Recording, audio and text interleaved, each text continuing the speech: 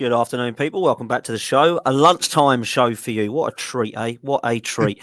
Seeing as the game is later, me and the judges thought we'd get together and have a bit of a lunchtime chat with you all for a different time. We're normally on in the evening, so it'll be a bit different this one. Lee, how you doing, mate? You good? Yeah, not too bad, not too bad. Like we thought we'd go, like we might even start doing a few more of these if the lunchtime with Dan, over your sandwich with Dan and Lee. What do you reckon on that, like? You know, so what's your favourite sandwich filling, mate? What's your favourite sandwich filling? You got that's a good one. I'm a bit partial to egg sandwiches, so egg and tomato, would be up there, like, you know what I mean. So yeah. What about you? See, I used to love tuna, mate. But people hate tuna, don't they? Can't stand fish. But I like tuna. But I do. You can't beat cheese and pickle, mate. You can't beat cheese and pickle for me. Yeah, I like cheese and pickle, ham and tomato, ham and pickle. Yeah, it's got to be, man. Cheese and tomato. I'm quite up there with them ones there, but you know, partial to an egg sandwich. I must admit, like people don't like a bit of egg or tomato sauce, salad cream with it or something like that. I like salad cream. A lot of people don't like I do like a bit of salad cream as well. Like, you know, old school, mate. Old school. Old school, that's what we are, like, you know. Yeah, what Jack's put in the chat, look, we're talking about sandwiches. It wouldn't be happening if we had a Champions League game later. No. I love that. Fanny on toast is the best. It's an afternoon show here, Fanny. Please. Oh, Jesus. All jokes aside, got to say, big up to the Arsenal fans that have gone today, like, you know, because you know what I mean, for these for the airfare, Dan, it's just ridiculous. You know what I mean? It's normally about £60-70 to get to Zurich. I remember going to Champions League Basel, getting there for £9 there and £9 back. Nowadays, you know what I mean, like £350. You know what I mean? It is taking the old Michael. That is, I think. It is, like, mate. You know what I mean? So. Yeah, it is a fair play to them, man, because it's not like it's around the corner either. Do you know what I mean? So they've gone out there and, you know, we're lucky really in terms of who we got. We could have gone a lot worse in terms of travel, but we'll take it. But no, fair play to the lads that have gone out there. And I expect a really good atmosphere for them all. And the Arsenal fans have been nothing but superb for the last couple of years. So I hope it's a good one for them. But Lee, I want to talk a little bit about Europa League before we go into tonight's game, because this for me is one of the priorities this season. It's not the priority at the moment because obviously the league's looking good, but we want to win this competition, mate. So we need to take it seriously, don't we? 100%. And this is a good thing for us. I think that, you know, like, not say good thing for us because, you know, let's look at the positives from being in the Europa League is that all the other teams are in and around us. Chelsea, Tottenham, Liverpool, Manchester City have all got to be playing their first teams every game, like, you know, Saturday or a Wednesday or a Tuesday. We got the opportunity now to rest a few. Now, you know, we play Everton on Sunday, where they haven't had to play. So I do expect to see a bit of a rotation. And I think that the good thing for us, why this is going on, we can rotate a little bit, rest a few players, and still get the job done, Dan. And that's what I'm looking at us doing. I'm expecting a bit of rotation today, and but I expect us to still win all 6 games. I mean, I think the last time we played in it, we won all 6 games, didn't we? Like, you know what I mean? And that's how it should be, really, if I'll be honest. I'm looking forward to seeing a couple of the, new guys. Definitely Vieira, I'm looking forward to seeing today, like, you know. I think it'd be interesting what sort of team he puts out today. Obviously, I think Eddie will play. I don't think Jesus will play. May play, and let's leave out Martinelli. But, of course, the big disappointment is Smith Rowe not being there. Yeah, big disappointment. Like, I've got to touch on that, Lee, because I was going to later on in the show, but now you've brought it up. 1, how'd you get injured in a warm down? And 2, what is it with him? Like, he's made of glass, mate. And I'm so disappointed because I love this kid. And I think he's got a massive potential ahead of him, massive ceiling. And he's another one, just like Tommy Asu, Kieran Tierney, Thomas Partey, that keeps getting these regular little niggles. They're never 6 months out, but they're always a couple of weeks here, a couple of weeks there. Like, what do you put that down to? Is that just him as his body? Is that him because he's young? Is that because he's trying too hard? I think it's probably like his body's still growing or whatever. Like, you know, do you remember? I don't know if you remember. We probably won't. But when Steven Gerrard was about 18, 19, 20, 21, kept getting injury. Oh, all right. Well, you remember it then, like, you know what I mean? Well, he kept getting all these little niggly injuries and all that, and then obviously like went on and didn't get so many injuries. So I do think it is probably a little bit of that. But I think he's been struggling for a while on this now. Like, you know, I think Arteta's come out and said it now, but I've said it all along. I said that he was struggling towards the back end of last season. He picked up this injury, funny enough, and I know that he picked this injury up, this groin injury, when he was playing for England on England duty. And he's never come back and been quite the same. Listen, hardly featured in pre-season. Hardly featured, you know, and then all of a sudden he's coming into games and expecting to play.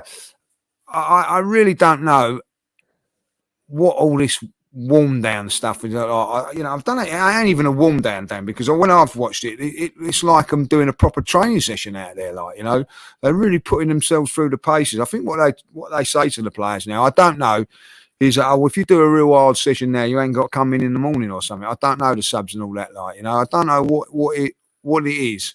I've seen it a couple of times when I've been like lucky enough to be in hospitality, you're sort of sitting around, you know, and you see them going out there, and it's intense. I'm telling you, it's not like just a jog around a pitch and a few stretches. No, it's not. It's like full on sprints from the halfway line, then to the 18-yard line. So it's quite intense sort of thing.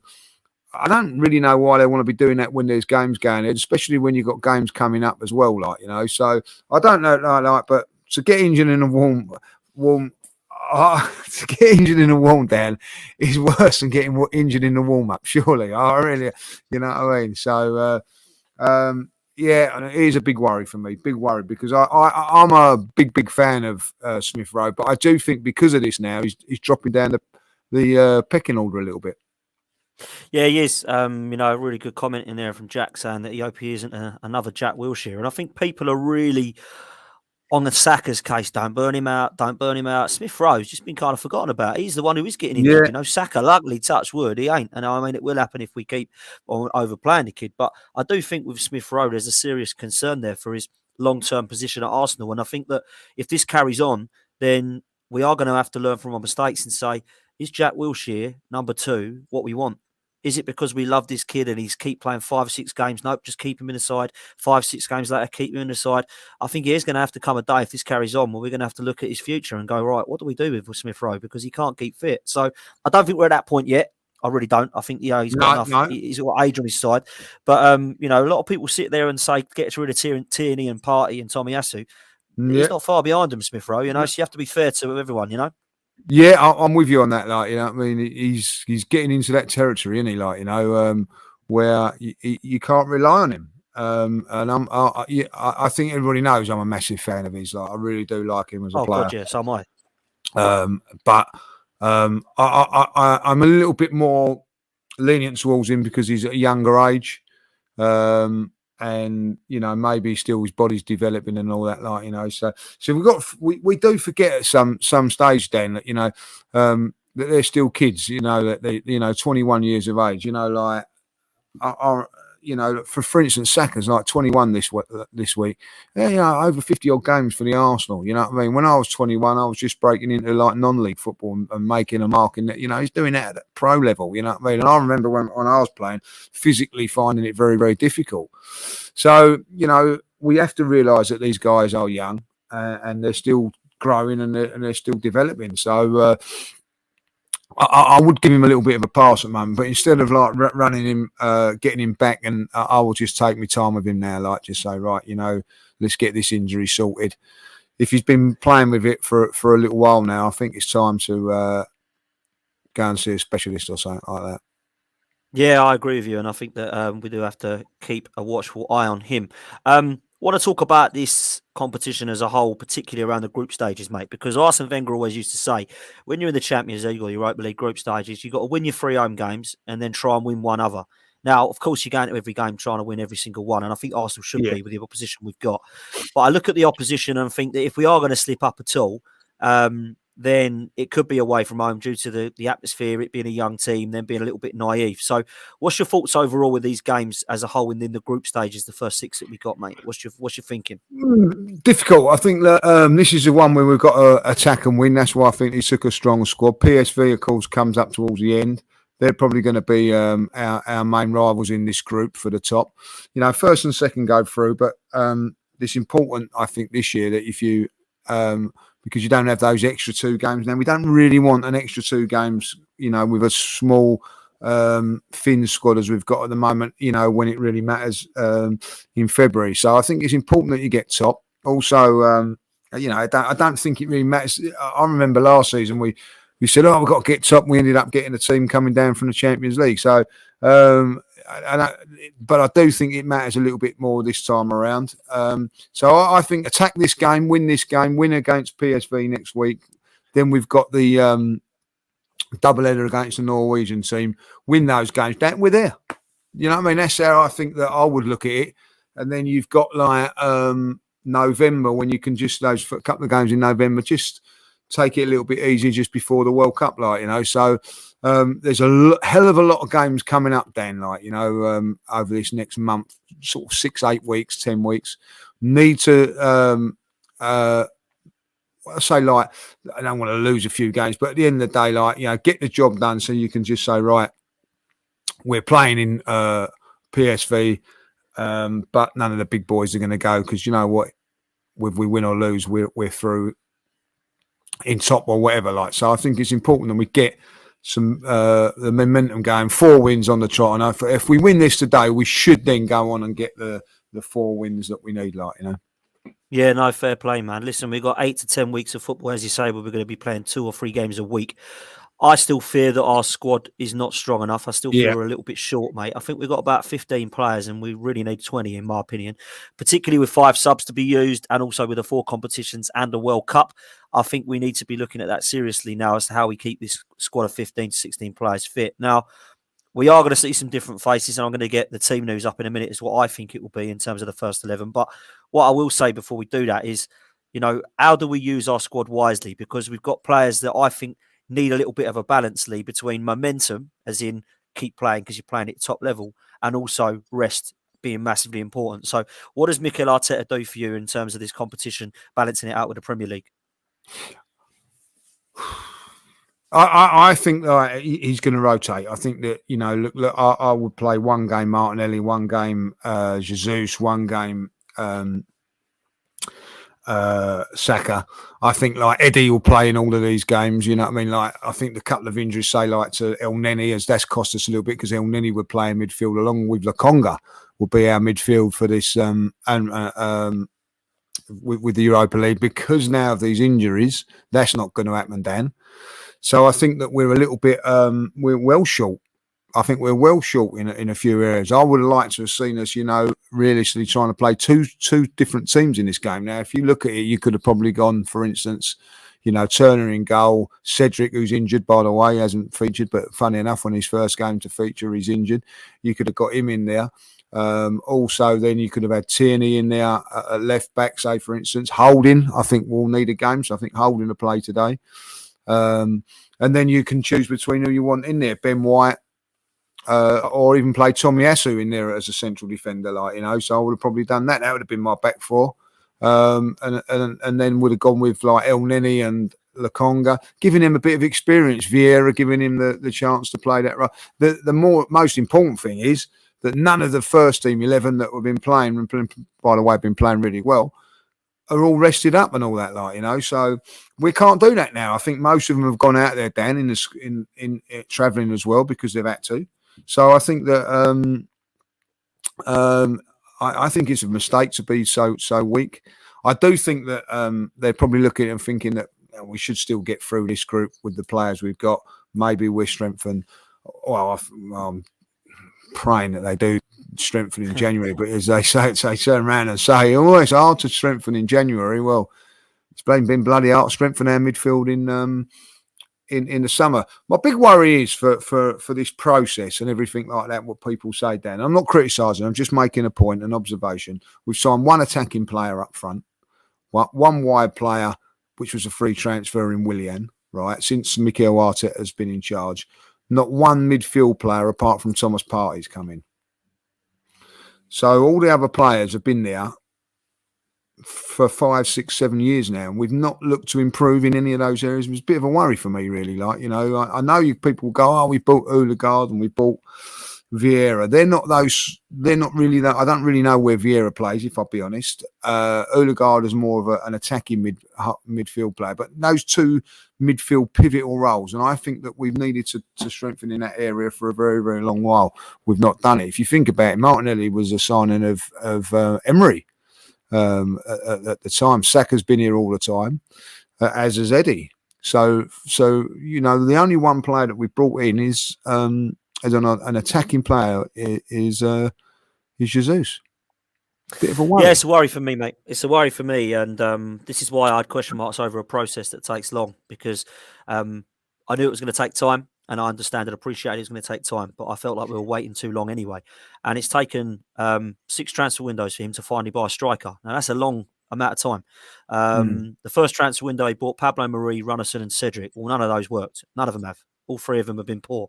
Yeah, whether you think Cedric's a good right back or not, he ain't worked for Arsenal. He's not getting in the side because he ain't good enough. So that one was a waste of time. Next one, he went and bought Partey and Gabriel, which he got right. Otherwise, the other ones he bought didn't. Ceballos didn't work out. Willian was a shambles. The one after that, he completely and utterly wasted, just like he did with the January one just gone. And then the summer one, he bought the Odegaards, Ben Whites, Tomiyasu, Ramsdales, Lokongas, Tavares, and everyone went, there we go, finally, we're getting some players in. And then we wasted another January transfer window and all the Vlahovic stuff went on and we couldn't get anybody. Now we've had this summer where he's only bought Jesus and Zinchenko in. Now, like you, I don't know what Vieira and Marquinhos are going to be like. Saliba don't count because he was an Emery signing. So he's had 6 transfer windows and we've got 14, 15 players. That's not many to buy per window. He's bought like 1 or 2 per window, that means. So he's bought an average 2. So this is a slow process, isn't it, is my point. He's behind 2. Very slow. Very slow. First team players. Now, you look at what I know. This isn't going to happen. I don't think it should happen. But Forrester bought 22 players in one window. So it does happen. You can completely transform your team if you want to. I understand that you don't want to do that. And I understand you can't sometimes go and buy 10 players in each window. But my point is to only buy 1 or 2 in each window, I think is on average, I think is a little bit slow. Personally, that's just my opinion. Exactly, and just before, like someone says, Lokonga, Lokonga has come in, but I'm talking about to come into the first team and play. You know what I mean? Like, we haven't done that, but Lokonga, I accept that on that one there. But what the trouble is, Dan, and I echo what you're saying. It's all right bringing in if 5 or 6 players, but if you're letting 5 or 6 players go per transfer window, which is what we're doing, we're I hate the saying when they say, getting rid of Deadwood. I think it's so disrespectful, like, you know what I mean? But let's say that it is. But we're getting rid of a lot of players. Well, I think we've got rid of 4 or 5 again this term. You know what I mean? Like, off the top of my head, I'm thinking that if you think Lacazette went this season, Maitland-Niles has gone, Mari's gone, Bellerin's gone. I'm pretty sure there's more and all that. We're letting out 4 or 5 and only bringing in 2 or 3. And I get that the quality's going up, and it is. I'm not going to argue with that. We've got better players coming in, but ultimately, the fitness of the squad is coming in now, and you're relying on a few youngsters coming through. Let's see if a few of them will get used today. Because if they're not going to be used today, Dan, when are they going to be used? So it's a real difficult scenario. I'm with you on this. You know what I mean? Not done enough in the business. In the last couple of games. We didn't bring him. I think some of it's been good. Don't get me wrong. I think some of it's been good. Don't get me wrong. Yeah, I like the team. I've got nothing against who he's brought in terms of the team, because I think the team's great. But I don't think we've been wise enough and smart enough. And I think some of that's been lacking experience from Edu and some of the others above him. I also think Arteta has to play a little bit of a part in it, because it is obviously about them and not just 1 or 2 individuals. But I don't think the transfer window has been an unbelievable success each time. We've ignored a few of them. We ain't done enough in some of the others. But we have done some fantastic things. I think probably the best was this time last year when we brought in Ramsdale, Tomiyasu, Odegaard, Ben White, all of them lot. But I still think they're a little bit short. And we're going to see, aren't we, this season, whether we're short or not. Because at the moment, Xhaka and Lokonga are it, mate. We ain't got anyone else. Well, exactly. And it'd be interesting to see what he does today. And that's why I'm really looking forward to going. Interesting to see where Vieira plays. And maybe even Ben White may be coming as a midfield holding player. Maybe try experiment that in a Europa League. I don't know. I'm not saying that they're going to, but it'd be very, very, very interesting what they do. I don't want to see Xhaka playing today, by the way. I know he's playing in his own country, but Xhaka's more important than we playing league games at this moment in time. So it'd be interesting. You know, you can't keep playing them week in, week out. You know, so and Xhaka, as I say, if Xhaka gets injured, I don't know where we go then. I don't know where we go. No, neither do I, mate. And I think those two are probably going to have to play because I can't see Ben White coming in and doing that role. If I'm honest, listen, I'm not saying he can't play there. I'm not saying that at all. I've never seen him play there. I think he did for Brighton and Leeds apparently a couple of times. Yeah. He looked all right, but I ain't actually seen him enough to know that he's capable of playing there at the moment. He's playing at right back. I'm going to get Dave to fling the team up. This is what I think the team will be, Lee, and this is what I might get a couple of places wrong, which we'll go over. But this is what I think he's probably going to go with tonight. Obviously, we look like we're going to play Turner in goal from the rumours. I think he's looking at using the backup goalkeeper for the Europa League and the League Cup games. That could change. I don't know. He might go with Ramsdale through the competitions, but it's normally quite rare that does happen. So I've gone with him in goal. At right back, I think Tommy Asu's going to come back in because he's hardly played, to be honest with him. He needs the minutes now that he's fit. I think Kieran Tierney's probably going to play at left back because it seems to me that Zinchenko's ahead of him at the moment. So I imagine Tierney will need more minutes in as he's just come back from injury. I think it'll be Ben White and Rob Holding at centre backs. That's what I think it'll be. I think Gabriel and Saliba have formed the partnership as the first choice now, and Ben White will come back into the middle with Rob Holding to give him some minutes. I think Lokonga and Xhaka are going to have to play because I can't see why anybody else would come in. But of course, we can talk about Ben White's potential. And I think Vieira will replace Ødegaard in that kind of attacking right mould. And then I think the front three, this could change, but I think he's going to go with Marquinhos instead of Saka on the right-hand side. Yeah. I think he's going to play Eddie Nketiah up front. And then I think he's going to have to, now that Smith Rowe's not there, play Martinelli. Now, what he could do is play Nketiah wide, which we've seen him do before, and play Jesus up front. But I'm not so sure that we'll see that. So what's your thoughts on that team, mate? Yeah, I'm with you on that, and that's where the problems lie. Who is there to play on the left-hand side? Who is there to play? Could actually play Zinchenko there or something like that, or maybe there, and play or Vieira to play out there and bring in somebody else into the midfield. This is where we got the problem now.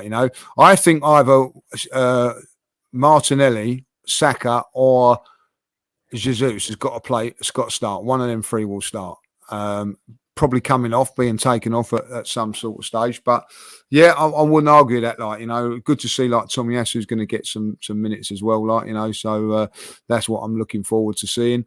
I wouldn't argue that team, Dan. I think but the worry for me is that you're going to have to play one of your big guns in up front and one of your big guns in midfield, and totally unnecessary at this stage of a competition. But we're going to have to go with it. But listen. The thing is, and someone said to me, Tottenham and Liverpool and Man City are all playing their big squads. Yeah, but they've got bigger squads than us. They've got bigger, and they've got better opposition to play as well. Yeah, they've got better opposition, bigger squads because of the Champions Leagues. You know what I mean? So they've added a lot more strength in depth to their squad, so they can cope with playing week in, week out. Unfortunately, I don't know if we can.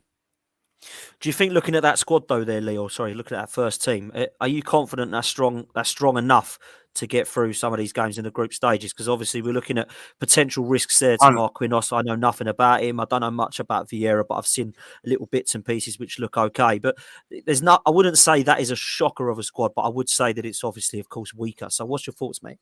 No, I think that this is what they've gone. No, I'm not making no excuses for I keep saying it, I mean, this is what they've chose to go with. This is what they've got to do. I don't, coming out and making excuses because of injuries and all that. You knew he was going to get injuries to Thomas Partey. You knew he was going to get injuries to certain players. You know what I mean? So, listen, the Smith Rowe one's a big blow because Smith Rowe would have been coming in on that left hand side. We know that. So that's unfortunate. But he's not been about for a way.